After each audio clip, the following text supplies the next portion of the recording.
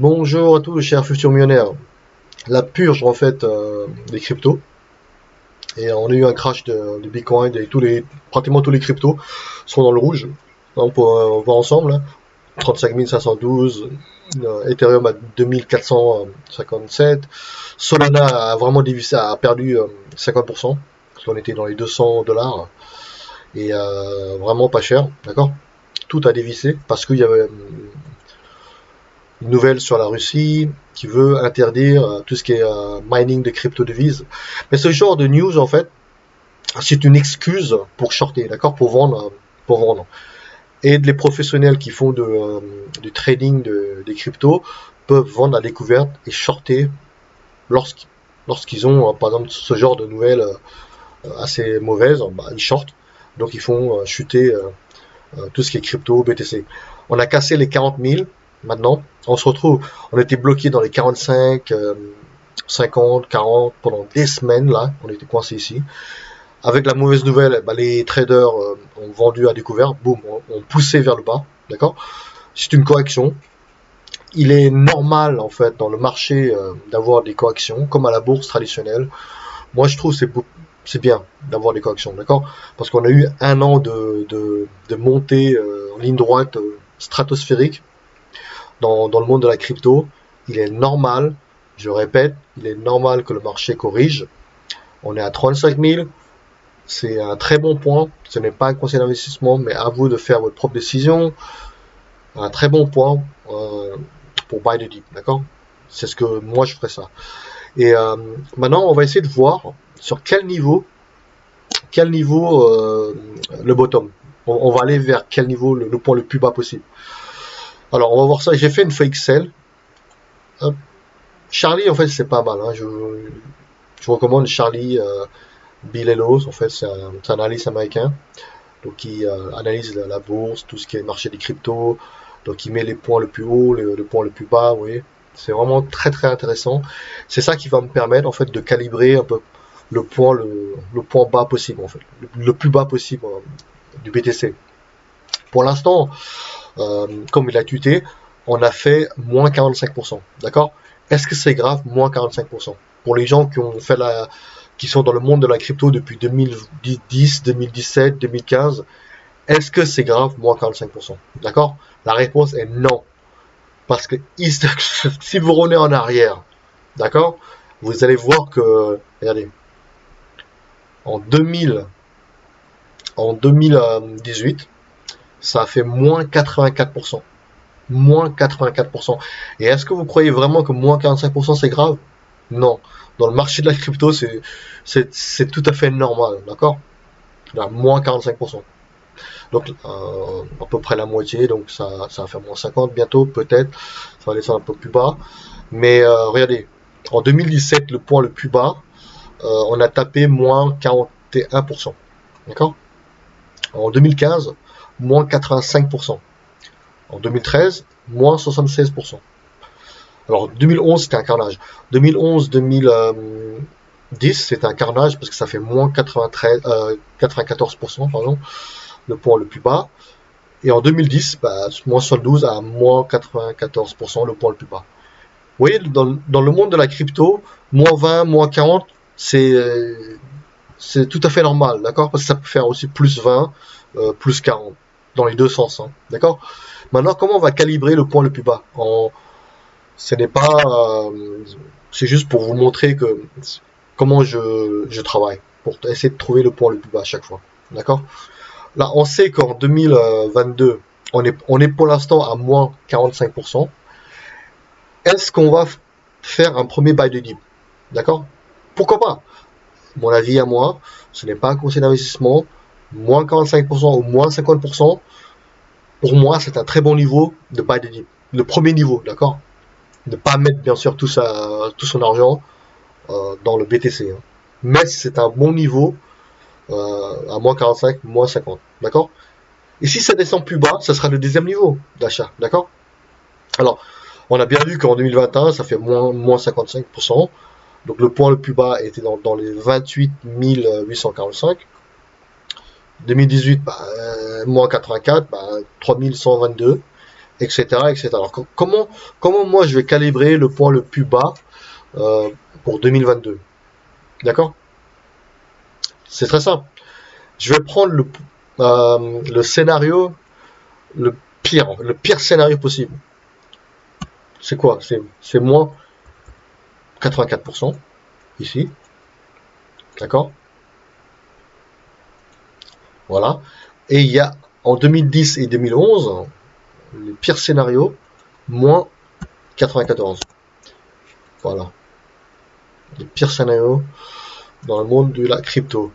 Honnêtement, est-ce que vous pensez vraiment qu'en 2022, on va aller faire moins 94%? Est-ce que vous pensez vraiment de ça? D'accord? Moi, je pense que c'est possible qu'on descende à moins 80 2022, pourquoi pas. Moins 80, je sais pas, mais j'ai pas de boule de cristal. Mais moi, ce sera un très bon niveau de deuxième niveau d'achat, d'accord?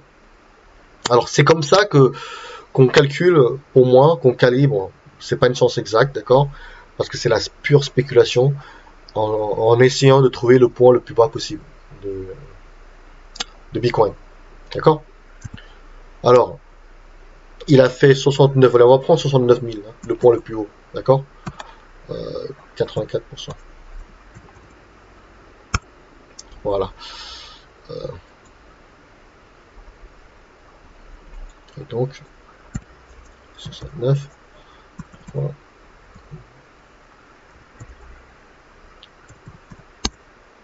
Voilà. Le pire scénario, voilà. Est-ce que vous pensez vraiment que le BTC va taper 11 040? Allez, le point le plus bas. D'accord? En 2022, hein. Parce que chaque année est différent. D'accord? Et donc, c'est comme ça qu'on peut à peu près calibrer quel est le point, le range, le range du bottom, en fait. Donc, le range du bottom, bon, 2022, je me dis, est-ce que ça va aller à 11 000, 10 000? J'en sais rien, je suis pas sûr, mais je me dis, le bottom peut être très bien dans les 20 000, d'accord? Les 20 000, c'était le point le plus haut en 2018, je crois, il me semble, quand ça avait tapé 19 000, et après ça, le marché a commencé à chuter, etc. Donc voilà, c'est comme ça honnêtement, ce que je fais pour essayer de calibrer le point le plus bas. Il est possible que le point le plus bas est dans les 20 000, ou 25 000, ou 30 000, je n'en sais rien. Mais c'est comme ça qu'on essaye de rentrer dans les niveaux d'achat, dans les meilleurs points de niveau d'achat. Mais bien sûr, en faisant plusieurs buys, d'accord, en trois niveaux en escalier, d'accord. 35 000, pour moi, ce n'est pas du tout mauvais comme point d'achat, d'accord. Si ça crache encore dans les 30 000 ou bien dans les 29 000, ouais, très bon niveau d'achat. C'est mon point de vue, mais à vous de faire votre propre analyse. Mais honnêtement, maintenant, on peut à peu près repérer les points le plus bas. Peut-être dans les 20 000, peut-être dans les 10 000. 10 000, je n'en sais rien, mais je doute que ça descende dans les 10 000. Mais c'est possible qu'on descende dans les peut-être 20 000, 25 000. Voilà. Je n'en sais rien. Ça peut très bien être 30 000. Hein. Donc, voilà, c'est comme ça que moi je calibre. Et chaque fois, je rachète. D'accord? Chaque fois, je fais un, un DCA, c'est-à-dire qu'on achète euh, à long terme du crypto et BTC. Et je lisse en fait mon risque à long terme. D'accord? En essayant de trouver chaque fois les points le plus bas possible d'entrée, hein, d'achat. C'est comme ça qu'on fait. Donc, moi, je préfère acheter à des niveaux quand le marché crash, qu'aller me prendre un BTC à 50 000, 60 000 dollars, voire 100 000 dollars. Vous voyez, donc, moi, c'est mon avis à moi. Je pense que dans les 20 000, dans les 25 000, voire 30 000, c'est un très bon niveau d'achat. D'accord? Si vous êtes investisseur à long terme et que vous croyez vraiment dans le monde de la crypto, euh, pour le BTC, là parce qu'on vient de voir le BTC. Alors sur Solana, il avait tapé le point le plus haut, c'était dans les 200 dollars, il me semble.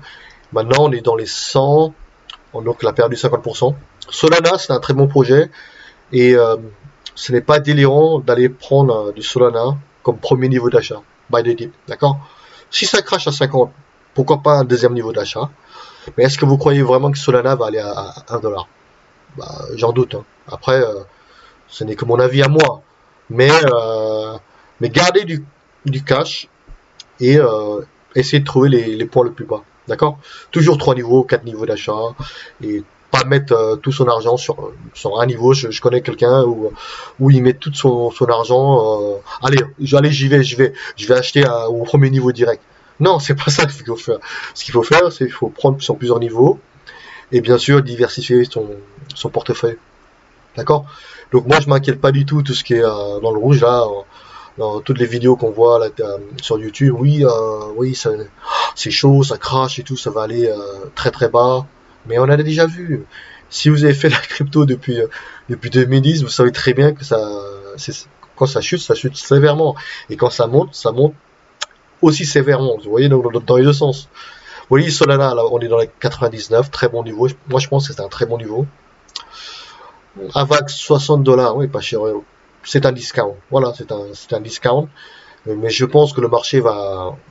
Crow, il a quoi? Crow, allez, 34 centimes. Très bon niveau également de pourquoi pas. Crow, d'accord? Euh, D'achat. C'est pas un conseil d'investissement, hein. Je le répète, c'est mon avis à moi. Dodge, bon, je sais pas trop, j'ai pas trop analysé Dodge. XRP, ça va dépendre du procès quand même avec la SEC aux États-Unis. Le bon niveau d'achat, dans les 20 centimes, 30 centimes, c'est un très bon niveau d'achat. Là, il est à 60 centimes. Bon, non, j'y vais pas pour l'instant, d'accord? S'il est dans les 25 centimes, pourquoi pas? Je commencerai à réfléchir si ça descend plus bas, d'accord? Voilà, c'est mon avis à moi. Matic Polygon 1.56. Alors, très bon, c'est un discount parce qu'il avait tapé dans les presque 3 $, hein, 2.5 ou 50% de discount également. Projet long terme, du lourd parce qu'ils font du NFT, etc. C'est du layer 2, du haut niveau. Matic Polygon que j'aime bien. Donc 1 $, très bon niveau d'achat s'il est vraiment descend à 1 $. Mais j'en doute, mais bon, on n'en sait rien. Mais c'est un très bon niveau d'achat s'il y a 1 $. Et même là, il est à 50% de discount en ce moment, d'accord? Voilà. Et donc pas de panique, vraiment lorsque vous investissez dans le monde de la crypto. Là, on a vu, il y a un site bon, Bitcoin est mort, has die, 441 fois, bon, le nombre de fois que ça a craché, etc. Vous voyez, donc c'est du déjà vu, hein, d'accord? Donc rien d'extraordinaire. El Salvador, lui, bah, il rachète, hein, bah, il est deep, lui. Il a acheté 410 Bitcoin, 15 millions de dollars, waouh. Voilà, vous voyez, donc il accumule, hein, il accumule. C'est quoi ça alors? Starbucks, café, El Salvador. Ouais, d'accord. Donc là-bas, comme c'est une monnaie officielle, donc ils peuvent utiliser le Bitcoin pour acheter ou acheter des choses, des cafés, etc. avec le Lightning Network. Donc voilà. Alors, Charlie, qu'est-ce qu'il nous dit? Charlie, là, il explique bah, que pas mal de choses ont dévissé, hein.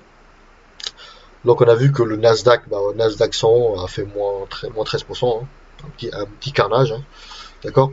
Une petite purge ici sur le Nasdaq. US Small Cap moins 18 comme Bitcoin à moins 47%. Biotech ça sévère quand même, hein, moins 48%. Arc Innovations, moins 50. Vous voyez, c'est une coaction en fait, hein. Non seulement il y a une coaction dans le monde de la crypto, mais il y a une coaction qui démarre également dans la bourse traditionnelle. Mais lorsque en fait, je suis la bourse également depuis des années.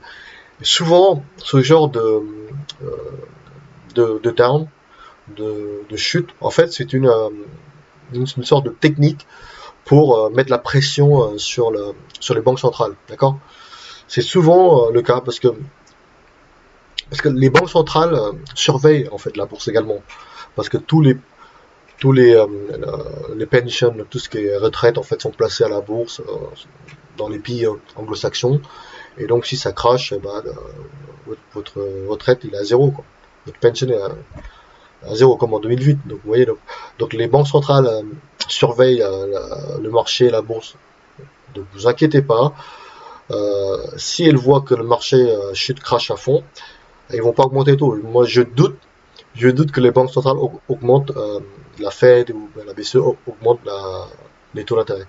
Ça, je doute. Vous voyez, donc c'est une sorte de pression que le marché fait en fait sur les banques centrales. D'accord. Et ça, c'est du déjà vu. Hein. Lorsque vous suivez la bourse depuis des années, vous voyez qu'en fait, on a déjà vu en 2020 quand le marché avait craché, moins 40-50%. Euh, Tout de suite, dans les meetings de la BCE, la Fed, ils vont oh non, oh non, non, on va pas hausser les taux, on va faire du dovish, etc. Essayer de soutenir le marché, maintenir des taux de plus bas, etc. Vous voyez, donc le marché est quand même clever, est intelligent, donc c'est aussi une technique pour mettre la pression sur les banques centrales et de ne pas hausser les taux, parce que si vous haussez les taux, ça c'est un carnage. Hein. Ça sera pas moins 40%, moins, ça peut faire du moins 80, moins 70% à la bourse. Hein. D'accord. S'il y a une hausse des taux de manière très élevée, mais j'en doute que les banques centrales augmentent les taux d'intérêt parce que ça serait un carnage au niveau mondial. D'accord. Voilà. J'espère que vous avez aimé cette vidéo. Faites-moi un petit like également et n'hésitez pas à nous suivre sur Twitter également sur Instagram, etc. Passez un bon week-end à tous. Au revoir.